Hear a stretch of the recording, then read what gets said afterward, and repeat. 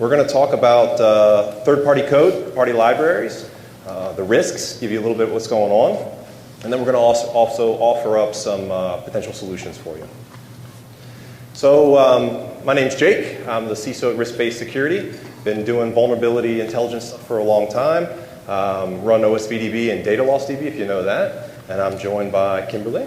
Hi, I'm Kimberly Price, and I'm director of a red team for BugCrowd.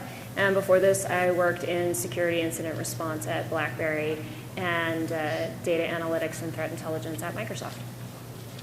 We were going to add a crazy cat picture poster on there, but she didn't like that. Yeah. Every Friday on Twitter, it's Cat Friday. So if you're into cats, you can follow her. All right, so what are we here to talk about? And really, for most organizations and most people, it's an unknown. It's a big question mark still. Most people don't understand sort of what this third-party library stuff really means. And in many cases, people don't really understand how it's impacting them at their organization, right? So trying to get your head wrapped around the issue is part of the biggest problem with this whole third-party risk stuff, okay? So what happens when you don't think you understand what's going on? Well, you turn to sort of metrics or some sort of what's going on out there in the world, right? And so the security space, we love our metrics, right? We're always seeing vendor reports coming out, things coming out, bunch of stuff on vulnerability statistics. In Black Hat in 2013, Steve Christie and Brian Martin were here and did a talk on vulnerability stats and pretty much why they suck. So if you're interested in understanding that sort of bit, can you keep hearing me or is it going out? All right. You can go check this out, right? So regardless of them complaining about statistics, what are we going to do? We're going to give you some statistics. So get ready, right? So this is some iChart data from OSVDB about vulnerabilities over time. And so what you want to look at here and what we're trying to describe basically is what is going on in terms of the number of vulnerabilities. I'm not trying to say that's the right metric or anything like that. But what you can see from this is we are not seeing a slowdown in vulnerabilities reported and discovered. So we may be investing in security, we may be talking about it all the time and the government and this and that, but we're still seeing a whole bunch of crap code coming out, right? And in fact, in 2013, from the OSVD stats, you're seeing over 13,000 vulnerabilities disclosed, right? If you look at sort of the breakdown of them, you're seeing a ton of cross-site scripting, a ton of SQL injection. Vulnerabilities that should have been eradicated 10 years ago are still most prevalent out there. So it's pretty frightening, right? And there's a whole blind spot here that this isn't even talking about software as a service or any of those types of things. Can you hear me now? All right. Okay, so with that being said, there's a blind spot, lots of vulnerabilities still coming out, okay? All right. Now, I want to play a little game with you. And these lights are absolutely brutal, so it's really hard to see everyone out there. But let's play a game. How many vulnerabilities, in terms of count, did you think there were in OpenSSL for the issue known as Heartbleed? So the Heartbleed vulnerability, how many would you count that as? What do you think? One. Let's not overthink this, right? One vulnerability. Do we agree? Yes? I can barely see most of you, so let me hear you. Do you agree it's one vulnerability? Yes. The answer is yes. One vulnerability in our world, right? So, Secunia, a company that does vulnerability intelligence, they put out a report. It's a pretty nice report. They counted that there were over 15,000 vulnerabilities. And so again, when you look at some of these reports, you need to understand the methodology behind it. So most people would agree Heartbleed was one vulnerability. When you look in the methodology of this report and what you start to see, they counted it 210 times. Okay? We still believe it's one vulnerability. But yes, 210 times it was counted in this report. So you have to look at these reports and understand how things are being counted, what's going on, before you sort of run off and sort of make decisions on what's going on. Okay? So I wouldn't say that Heartbleed was 210 times worthy to scream about it, but it was a big deal, right? Heartbleed was a big deal. It got a lot of attention, and people started to understand what was going on. A fancy logo can go a long way. We all know that. But it really was the point where it started to get people to understand that one vulnerability can go across multiple things. And when you're seeing reports on news media and all this sort of stuff, it's something that gets people's attention. So it started to raise the awareness of this thing called third-party libraries. People get mad at this slide, but in estimates, it was around 100 plus vendors plus impacted by Heartbleed, as well as over 600,000 servers on the internet that were impacted by the Heartbleed vulnerability, right? You can get mad at this all you want. The point is, lots of vulnerabilities, lots of impact all over the place here. One vulnerability impacting lots of vendors and lots of code that was unexpected. So here's just a small sample of some products that we're listing up here, about 68 of them or so before we got tired of typing them up. And most people say, well, wait a second, you know, the only people using OpenSSL and things like that are maybe startups or small companies that can't afford. This isn't enterprise stuff, right? But then what you start to see is that very large companies are, in fact, using OpenSSL and other libraries in their code. And in fact, I can't tell you the number of times we've had conversations where people will say, we don't use any third-party libraries at our company, and then they list off all the vendors that are using third-party libraries, right? So people are still trying to get their heads wrapped around it. After Heartbleed, we had Freak. Everyone remember this? It might have got more attention if it was maybe Super Freak. But at the same point, we're starting to see more and more of these vulns. We then have a Scary Poodle, right? So Scary Poodle's going to come attack your network. And then a bunch of logs. So Logjam, right? So again, we're continuing to see sort of the naming of vulnerabilities, logos, all those sorts of things. All right, I want to play another game. How many vulnerabilities do you think there have been in OpenSSL since Heartbleed? And please, for the love of God, don't use the Secoon accounting method. How many vulnerabilities do you think? Let me hear you. 7? 50? No one else? We're hearing 5 over here. 5. Okay. All right. Well, so here's the ugly eye chart of all the vulnerabilities in OpenSSL since Heartbleed. Once the little animation comes in there all the way at the bottom, you'll see that's all the way back there, April of 2014 when Heartbleed was there. And so 52. So whoever said 50, you're pretty close. Come find me for a beverage later. 52 new vulnerabilities. If you're a person that likes CVSS, right, there was some in there that had the CVS score of 10, on average 6.78. And if you think about it, Heartbleed itself was rated as a 5, right? So one could argue that lots of vulnerabilities since then and lots that were sort of more critical.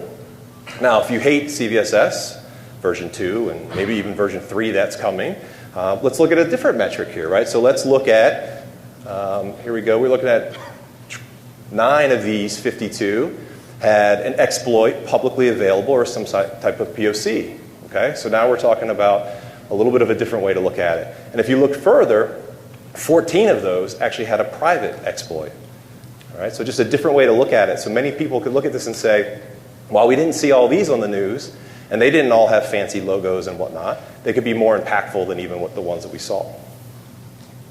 All right, so here's a scary ghost, and for all the researchers in the room, remember, pick your name and your logo carefully, or one like that might get assigned to you.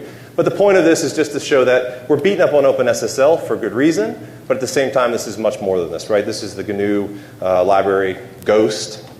So it's not just OpenSSL, that this stuff's out there. And in fact, I'm not sure what's going on with us these days, but we named it Ghost, but if you even go back to 2005, there was an IE vuln out there that we called Ghost, so let's try not to recycle the same names. We can get a little more creative, right? So, all right. What this is showing to us is this whole concept of systemic risk. Things are interconnected, right? And if you think about it in terms of the insurance world, this is really well known. This is one hurricane event that comes up and causes massive problems, right? One event causing lots of problems. And you start to see this in third-party code library usage, right? One vulnerability affecting all of that. And that's why it's such a big concern in many cases. So I'm not here to talk complete trash about third-party library usage, whether it's open or closed source, nothing of that nature. There are great things, right? Developers and companies are under pressure to deliver better, faster, cheaper, all three. And libraries, they're great. They do a lot of great things. But at the same time, you need to understand that this efficiency and the goodness that comes with it comes potentially at this cost. And so in many cases, it's not just the one vuln across loads of products or organizations. In the research that we're doing, we're seeing that one application can have hundreds and hundreds of third-party libraries a part of it. And in many cases, organizations are not treating that third-party code accordingly. There's a company called Black Duck out there that categorizes open source components and looks at it. So we reached out to them to say, you know, how much of this stuff is out here, right? We've named a couple vulnerabilities. Kimberly's going to go over some vulnerabilities in some libraries. But Black Duck basically said they're tracking over 1 million open source projects. We believe that means with versions, right? Different versions of it across 6,000 sites. In our world, we think the number is probably around 1,500 to 2,500 libraries that are routinely used, but this is still an area that's being discovered. Third-party libraries pop up all over the place. And so again, part of it is really understanding what you're using. And the other metric that they shared with us was interesting is that 30% of the Forbes Global 2000 enterprise code is actually open source. So it's something that is out there and something that is growing. All right, we'll talk some library data. I would love to talk some library data. So I'm going to not stand behind the podium because I'm not tall. Before we start talking about data, I want to be clear. First off, we're not advising, as Jake said, to not use third-party libraries. We're hoping to talk to you about the information you should have on the libraries that are being used to ensure that you're planning your resources, whether they're technical or personnel resources or time scheduling for secure development, and not just the post-release incident response piece of it, but even during design and development. So all of the data that we're presenting today is from public sources. I wanted you to be able to go back to your office, and if you needed to do a proof of concept to demonstrate to your leadership team why you need funding to implement some tools or a threat intelligence feed, you could do that. It's not super scalable long term, but you could at least get a start and show them why this is useful. So I pulled the data from public sources, but as you can see on the slide, FFmpeg in CVE details has 191 vulnerabilities tracked. If you look in VulnDB, which is a paid threat intelligence feed, there's over 1,000. Math is hard, but it's not that hard. And so why is that? Why is there a difference? FFmpeg will flat out tell you they silently patch vulnerabilities they don't assign CVEs to. So if you're looking at a public CVE database, you are only getting the CVEs. When you're considering a threat intelligence library, make sure that the vendor you're considering giving money to is doing a thorough security assessment of that library and documenting the silent fixes for you. So that said, this is all public data. I'm not going to be able to tell you about the ghost fixes.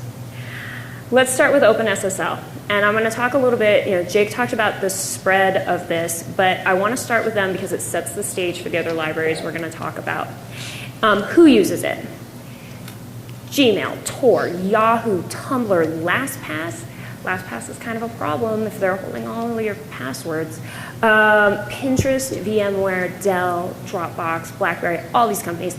I got tired of pulling logos, so we've also got F-Secure, IBM, Novell, Red Hat, McAfee, F5, Cisco, Fortinet. Every time there is an OpenSSL vulnerability, all of these vendors have to patch. And sometimes they have to patch in multiple products. And I've actually seen products use multiple iterations of the same library, where you've got two feature teams that both use the library, but they didn't talk to each other, so they're not dynamically linking it, and they're both running their own versions, and sometimes they're running different versions. So this is a whole lot of patching for OpenSSL, and we all felt that pain during Heartbleed. But as Jake mentioned, if you patched Heartbleed and you didn't patch again until Freak or some other major named event, you probably missed patching some vulnerabilities. So next up is FreeType.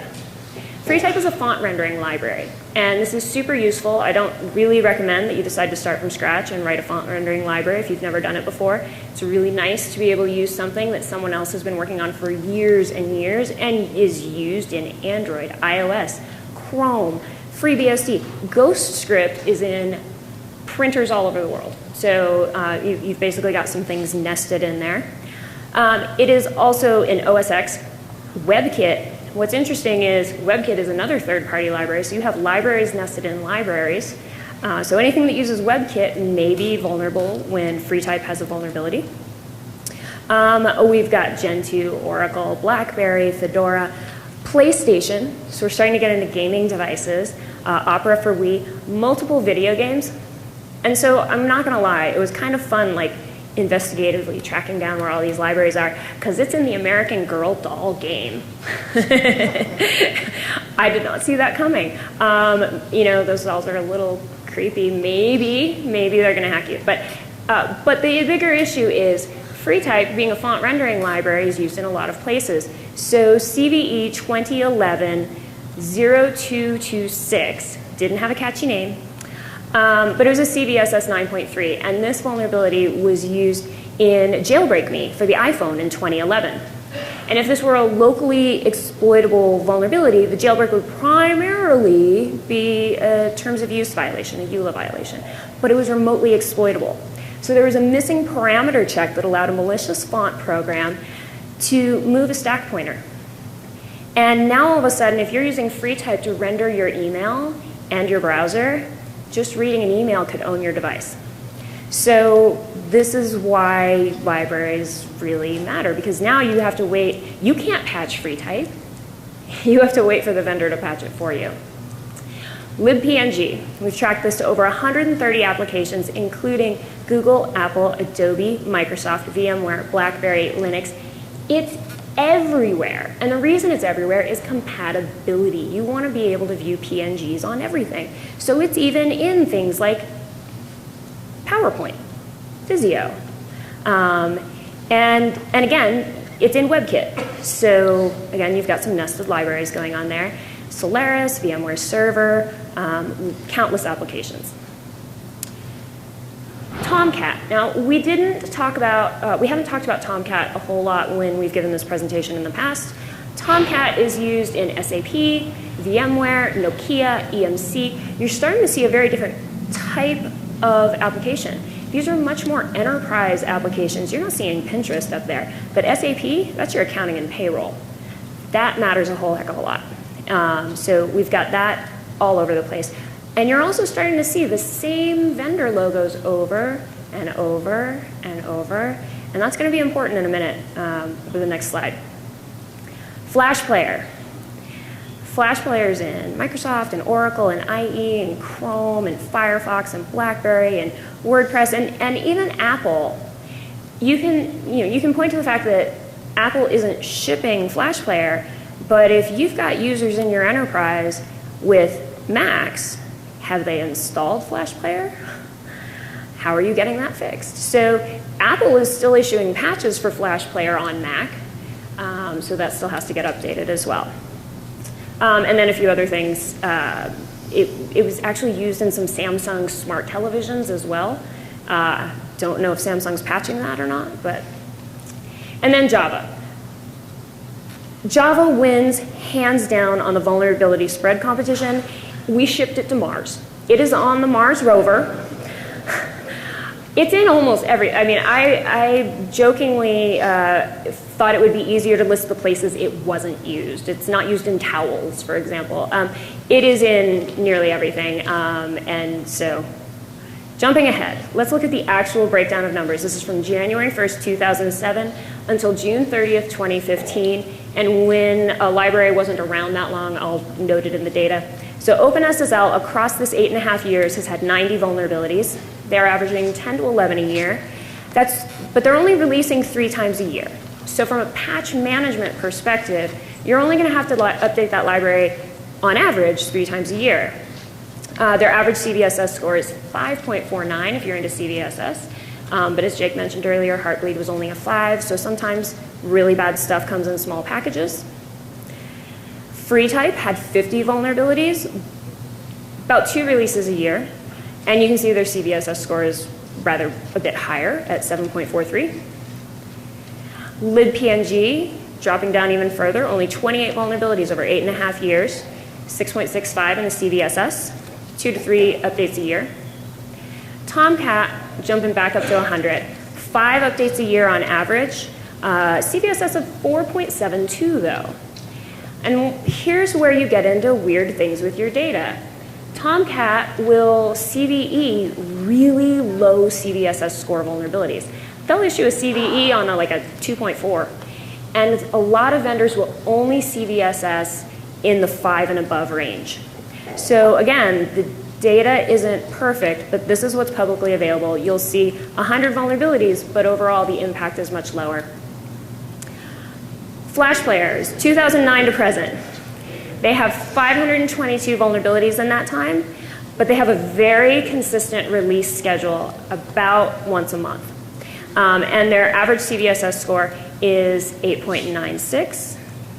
And then Java still beats Flash Player with 539. They only update quarterly though. So when you get a Java update, think about it from the enterprise. You get an update, you don't just roll that out. You do some app compat testing. You make sure you're not going to break anything. Software vendors have to do the same thing. So if they get a Java update that has 52 vulnerabilities in it, that's a lot of testing before they can integrate and implement it. But that's 8.5 years worth of data. How bad is it today? Let's overlay 2015, just vuln for vuln. OpenSSL has 29 out of those 90 just in the first 6 months of this year. You drop down to Flash Player, they're having a rough year. 135 in the first 6 months of this year. That's 25% of their total 8.5 year total load of vulnerabilities. Java, 58 so far this year. This is not to say that FreeType is more secure than Flash Player. Adobe has a robust, mature security team that does pen testing. They bring in consultants. They run bug bounties. They're actively looking for vulnerabilities.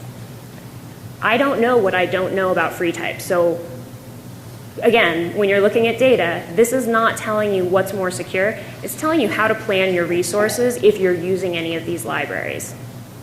So that's the hasty generalization. Don't assume something is less secure because it has a lot of vulnerabilities in it.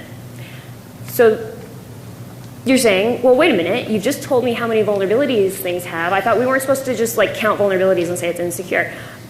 Should you be using count of vulnerabilities? Should you be looking at frequency of updates, average severity of vulnerabilities?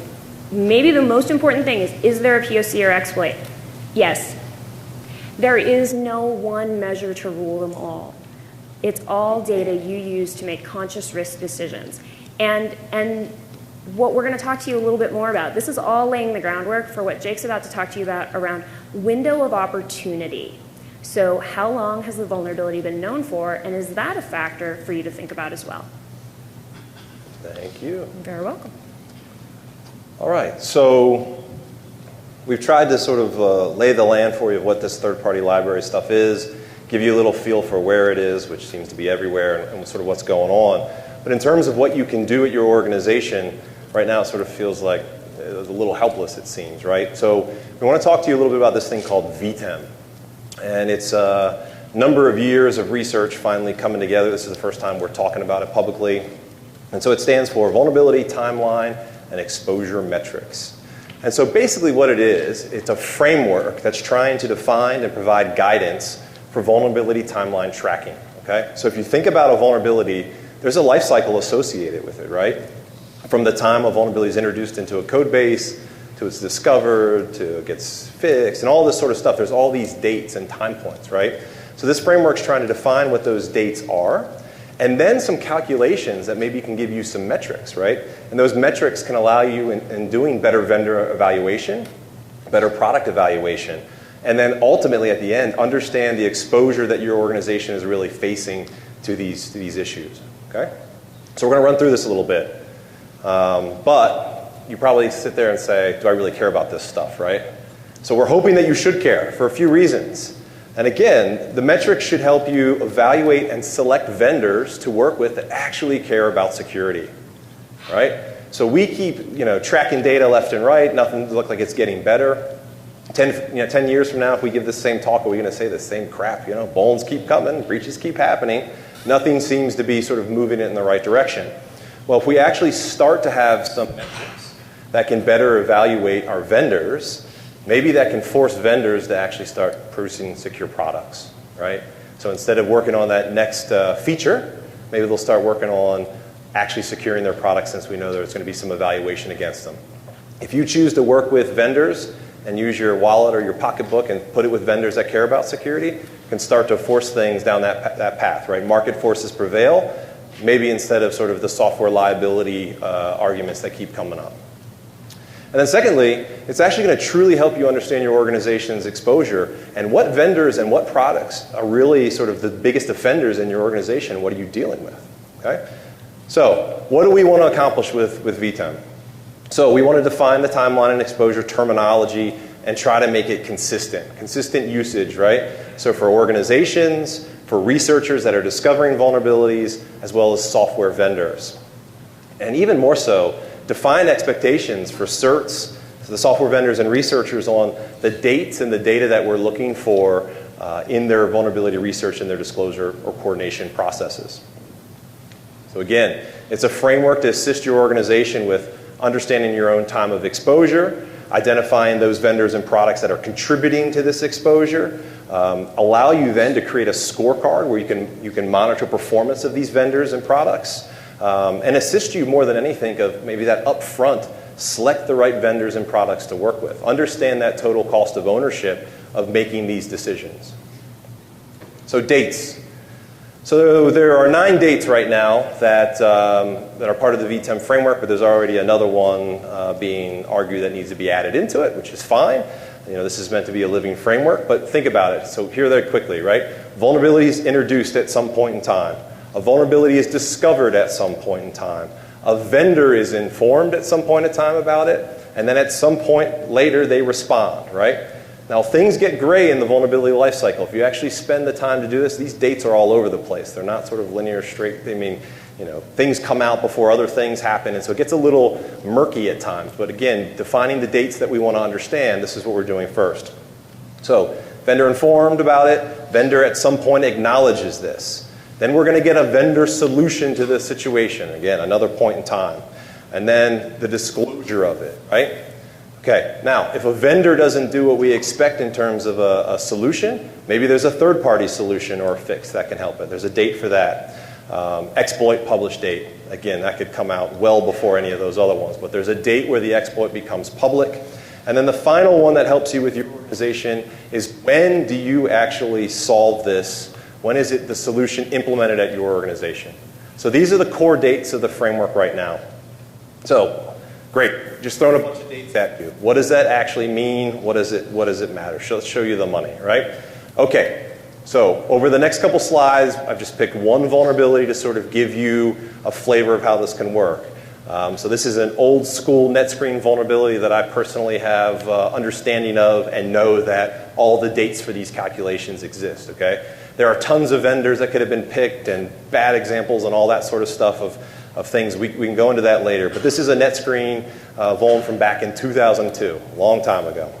And so the first metric that VTEM provides is one we call vendor response time. And again, the purpose is to demonstrate the response time from a vendor being informed until they actually respond to a researcher. And we're not talking about an automated response. And if you think about the whole full disclosure, ethical this and that, coordinated disclosure stuff, a lot of it is about vendor response time actually responding. So we can do that, right? Those dates that we talked about, we have them. So when was the vendor informed and how long did it take to acknowledge? So looking at this vuln here, you can see they were informed on October 8th, and they acknowledged a little bit later. Great, we have a date, right? 37 days to get a response. Okay? And I submit these to you not in good or bad. That comes later on when we start doing more work. But we can see what their response time was on this particular vulnerability. Time to patch. What do we mean by this one? This one means to demonstrate the response time of a vendor from when they were informed to when they provide and publish a working patch for the customers. Again, you can see here, they're informed in October 8th of 2002, and then the solution comes out late November, right? And so simple metrics here that we can basically say 48 days is what it took from the time that they were made aware of it until when they provided a patch. Now, here's where we're going to get a wordsmithing is going to come in, right? So we see time to patch, but there's all these variations to it. So the next one is total time to patch. And what are we trying to say here? Here we're trying to say what is the total amount of time from when the vulnerability was discovered to that patch then becomes available. And so you can see here in this particular case, it's not too much difference because the vulnerability when it was discovered, it was only a couple days later that it went over to the vendor, right? Now, if there are gaps in this, You can understand if researchers are sitting on vulnerabilities, if there's something else. There are two different sort of metrics that you can start to look at to make it actionable for your organization. All right, now we're going to talk about a few that are more specific to what your organization could be. And this is the time of exposure metrics that we've been talking about. So let's assume that all of you work for a company called Evil Corp. We agree? Yeah? So we're all working for Evil Corp. And in this particular case, we're trying to determine when Evil Corp is able to solve this vulnerability. So this metric, time of exposure, is to demonstrate the exposure of the organization is vulnerable from when a fix is published to they implement the solution, right? And so you can see in here, we go through the whole deal. We're basically saying that Evil Corp could only solve this the next quarterly maintenance window, which happened to be on Valentine's Day the following year. And so what's their total exposure for time of exposure here? 81 days, okay? Now we're going to do, again, another slight variation, and we're going to say total time of exposure. And this is to demonstrate the time of exposure in an organization from when the issue was discovered until it was fully implemented, right? And so we can see here that that metric's quite a bit different now, right? Now it's 131 days. And so you're starting to see the differences on this, okay? That can help you to make those decisions about what's going on with this particular vulnerability. Now, looking at it as just one vulnerability, you get to see all the metrics, and it's great. And it may be something that you say, what does that mean to me? But when you start looking on the whole for lots of vulnerabilities into a particular product, and then those particular products to a vendor, it starts to paint a picture of how is that product being handled, and how is the vendor response time being there. So it starts to help you understand a larger picture, right? And then over time, we believe we're going to start to be able to see what averages look like. All right, so here's another one just to show you a little bit of a different situation, because some of this stuff can be a little bit challenging. So this is the Seagate NAS remote code execution from late last year. And so this one was tricky with the vendor response time, because things got a little crazy. And I think this is up for a Pony Award for worst vendor response, right? Lamest vendor response this afternoon in Ponies. Lamest vendor response is this one, right? And so when you say lamest, what are the sort of qualifications for that? Well, if we can start using the V10 framework to put in there some response data and some metrics, maybe that also helps, right? So the vendor actually responded quickly, if you will, but it was ridiculously ineffective, right? And it created this 2.5 sort of month delay. And you're not going to be able to read this, but this is OJ on Twitter, who kept sort of going to their support on Twitter, and they kept saying, submit it into support. Here's technical support. And he kept saying over and over, no, I'm trying to submit a vulnerability. I'm trying to do it securely. And it was just bad, right? And so then eventually, over LinkedIn, he gets the right security contact, and they were able to acknowledge it. But again, we're seeing a sort of a problem with that, right? So you can see sort of the metrics down below.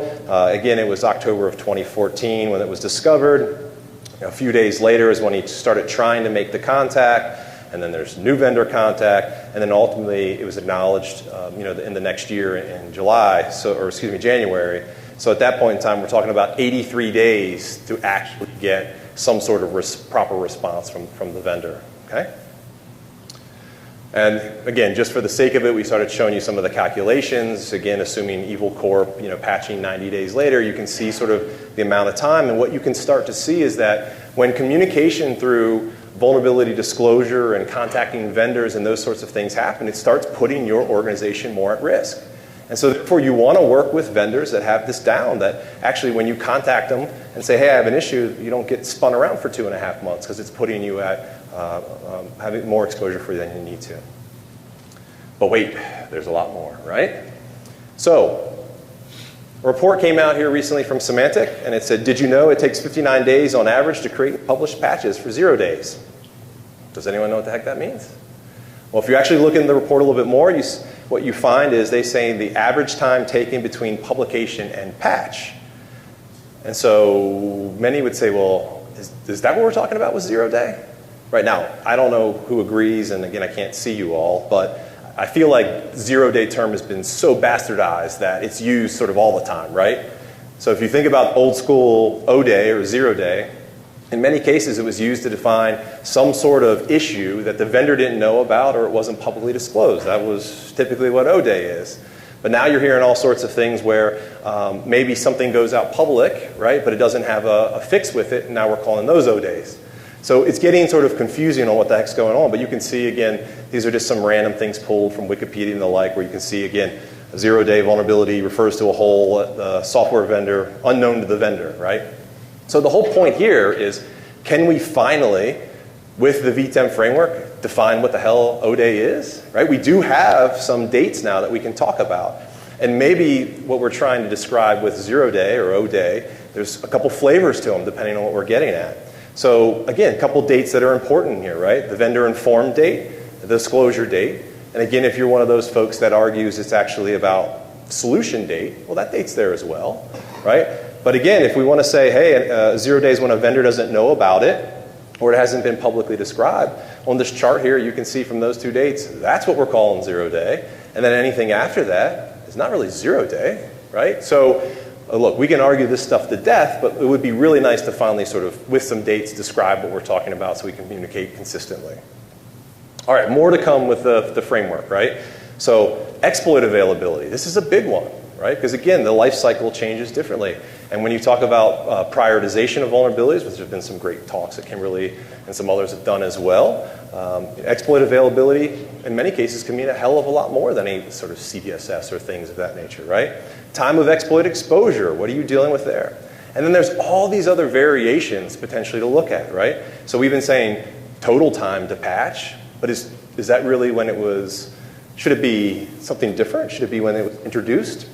So we've been talking about some additional metrics, and maybe we'll call them, true type or true total time, where it's talking about when it was first introduced in the code base, right? We've seen some bugs that have come out that have been sitting in plain sight for 20 years. It was introduced here, hasn't been discovered here. So that it can give you some more clarity on who's looking at these things, what's going on. Third-party solutions, are they getting involved? And then a whole bunch about the roll-up calculations. How can we take, one on a whole doesn't give you a whole lot of information. It gives you a little bit, but when you start to roll it up and understand about that product or the vendor, it gives you a lot. And then, of course, we're going to argue the names and the calculations absolutely to death on this stuff. Get something out there in a framework that we can start using.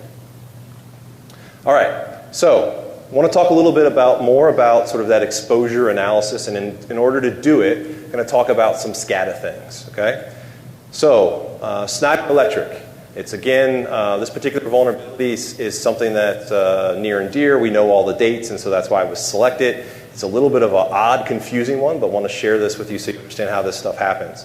So this was actually found by Carson Iram. He's the chief research officer at my company, so we know all the gory details on this one. But he found a remote code issue in a serial driver, which you could say is a library and or component for them, right? Because this one vulnerability was across 11 of their products. So this was in early 2013 in January. Reported to ICS CERT at the time. They were the ones that then started to liaison with the company Schneider, right? And again, that's one of the dates we're probably going to add in here, is because there could be a delay time from when an intermediary, when you as a researcher reported to sort of a coordination vendor or a bug bounty vendor, there may be a delay, and we want to make sure we understand why that is. So that may be another date coming here soon. So a little bit later, not too long, 20 days or so, Schneider confirms the vulnerability, and then a little bit after that, actually a month or so after that, they then publish a security notification with no patch, and they just sent something out to their customers just saying, hey, there's a vulnerability, but there's nothing you can do about it, right? ICS CERT and Carson were going back and forth, but didn't really do anything else. Nothing else was published from ICS CERT. At that point in April, again, from when the vulnerability was found earlier the year, details were then published in the VulnDB and some other things, some other vulnerability databases were picking it up. All right, great. We can calculate all sorts of metrics in there, the VTEM stuff there, all the dates are there that we need to do that.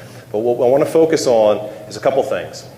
So it wasn't until April 1st, 2014, that's when ICS then provided a warning. Until that time, from the time it was discovered, there was no CVE to sign. Anyone relying on NVD was in the dark, right? And even when that information then came out from ICS CERT, it was wrong. They were saying it was a local issue, which it wasn't, right? It was a remote issue, and therefore the CVS scores were wrong, et cetera. And what was also really weird was we say no patch until that time, right? And what was really strange about it, there was one developed. Schneider actually developed a patch. They just chose not to release it to customers.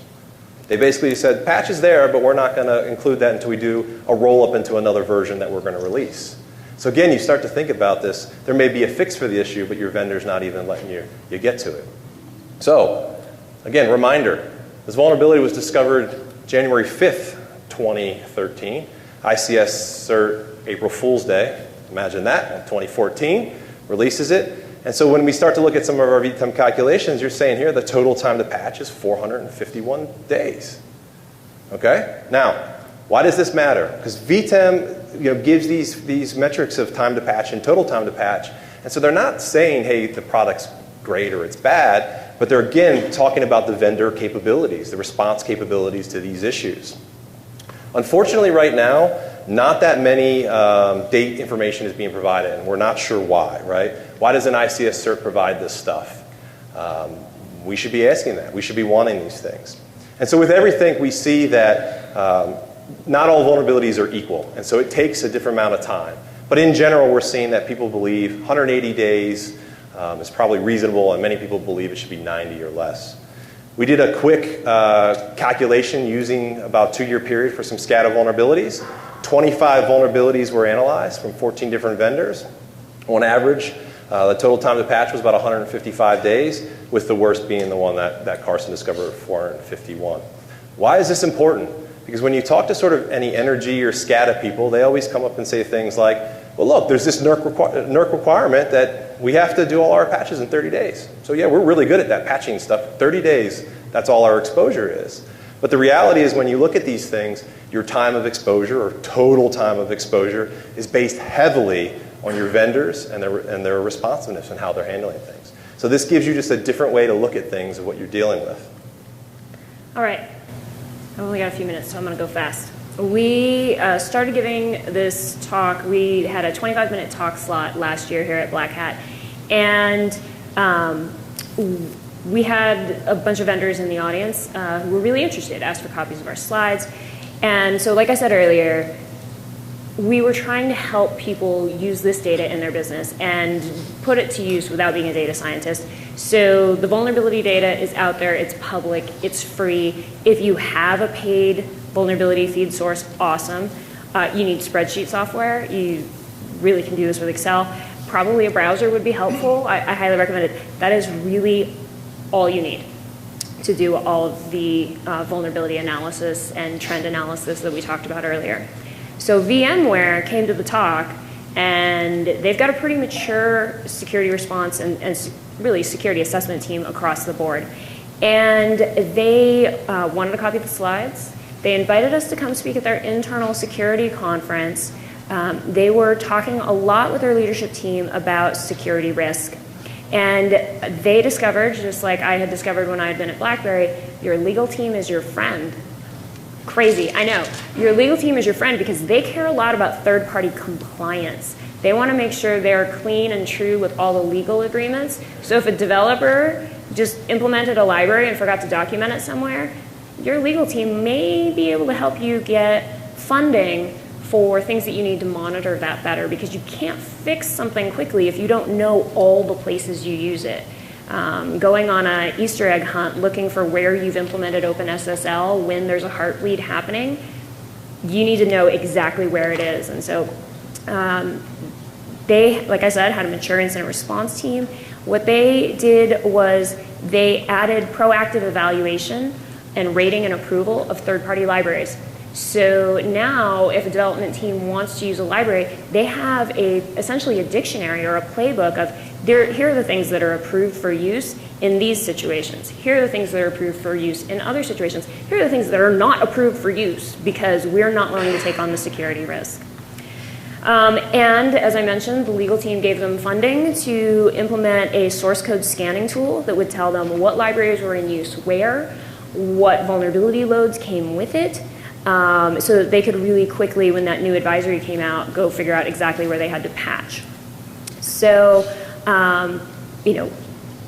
they did a lot of really great stuff to move the ball downfield in managing their third-party library risk in terms of partnering with dev teams, active testing.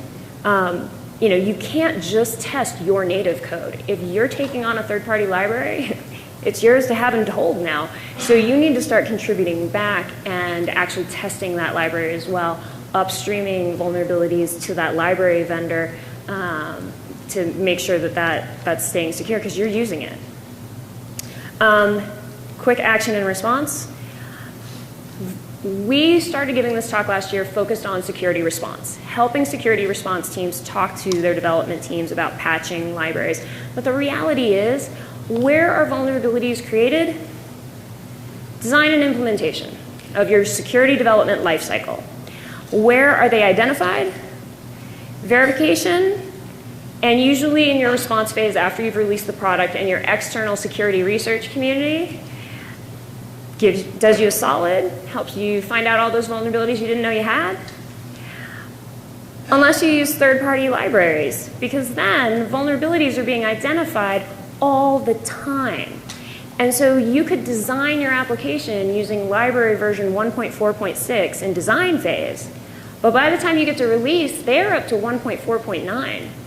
Have you kept up with it? Have you been updating your library during development and changing your design assumptions to go with the new library because you've got new vulnerability fixes? So that's the first call to action. Don't think of library management as a response issue. It's all throughout SDL. Second thing, prioritization matters. If you have 150 vulnerabilities open with a CVSS 7.5 and above, some are internally found, some are externally reported from finders or security researchers, as they're more commonly referred to. Some are in third-party libraries. Your inbound vulnerabilities, let's say they're 15 dev tasks a week.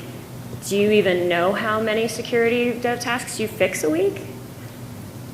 What do you fix first? Highest CVSS score? First in, first out? Last in, last out? Externally known? Issues with exploit presence? You need a clear prioritization model because intelligent prioritization reduces your risk in those libraries. And so all of the data we've given you today, the work we're doing to try to create VTEM, not just on a vulnerability by vulnerability basis, and we gave you vulnerability specific examples today, but that's where we're starting.